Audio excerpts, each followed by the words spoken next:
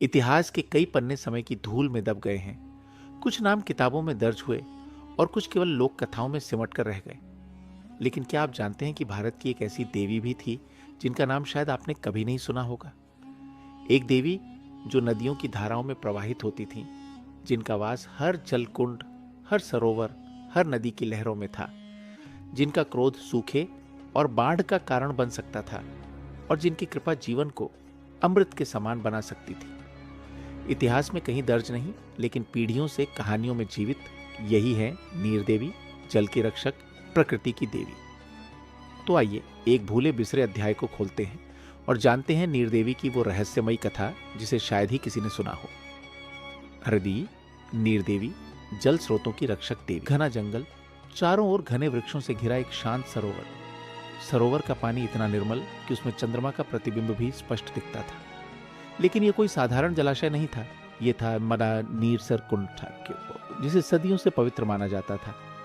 गांव के लोग कहते थे कि इस कुंड का जल कभी नहीं सूखता, चाहे कितनी ही भीषण गर्मी क्यों ना पड़ जाए, चाहे कितनी ही सूखा पड़ जाए, यह कुंड हमेशा जल से भरा रहता। इसका कारण थी नीर देवी, जल की रक्षक, प्रकृति की संरक्षक और सत्य की अधिष्ठात्री। लेकिन क्या सच में देवी को जल की संरक्षिका माना जाता है? उन्हें जल की देवी, नदी और सरोवरों की रक्षा करने वाली शक्तिशाली देवी के रूप में पूजा जाता है। लोक कथाओं के अनुसार नीर देवी वहां प्रकट होती हैं जहां जल संकट उत्पन्न होता है। वह प्रकृति के संतुलन को बनाए रखने के लिए अवतरित होती है और जल का अपमान करने वालों को दंड भी देती है। नीर देवी को एक सुंदर, दिव्य और आभामंडल से घिरी स्त्रीमून के रूप में वर्णित किया जाता है। उनके वस्त्र नीले और हरे रंग के होते हैं, जो जल और वनस्पति के प्रतीक हैं। उनके सिर पर कमल मुकुट होता है और उनके हाथों में एक अजल कलश और एक त्रिशूलन होता है, जो जीवन और विनाश दोनों का प्रतीक है। गांव के लोगों ने नीर देवी के क्रोध को महसूस किया। यह कहानी सुदूर चंद्रपुर गांव की है, जहां एक विशाल सरोवर के किनारे यह मान्यता थी कि जो भी इस जलाशय का सम्मान करता है, उसकी खेती हमेशा हरी भरी रहती है। लेकिन समय के साथ गांव के लोग लालची होने लगे।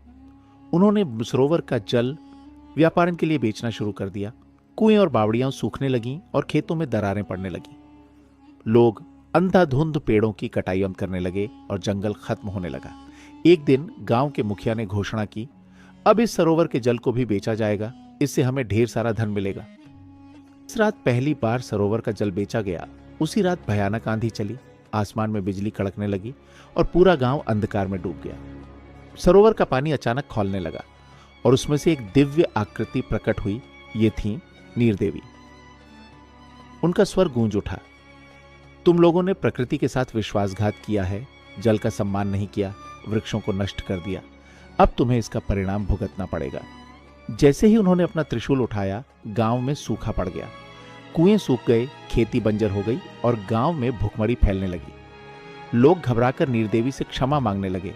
गांव के बुजुर्गों ने प्रार्थना की, हे नीर देवी, हमें क्षमा करें, हम अब जल और प्रकृति का सम्मान करेंगे। नीर देवी ने अपनी करुणा दिखाई और कहा, यदि तुम जल की रक्षा करोगे, वृक्षों को बचाओगे और जल को अपवित्र नहीं करोगे, तो तुम्हें दोबारा समृद्धि प्राप्त होगी।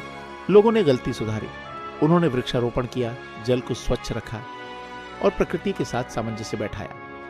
कुछ ही वर्षों में गांव फिर से हरा भरा हो गया। अंदर तरह सबक और संदेश। नीर देवी की यह कथा हमें सिखाती है कि जल ही जीवन है और यदि हम प्रकृति का सम्मान नहीं करेंगे तो विनाश निश्चित है। जल को बचाइए, प्रकृति का सम्मान कीजिए, क्योंकि नीर देवी आज भी हमें देख रही हैं।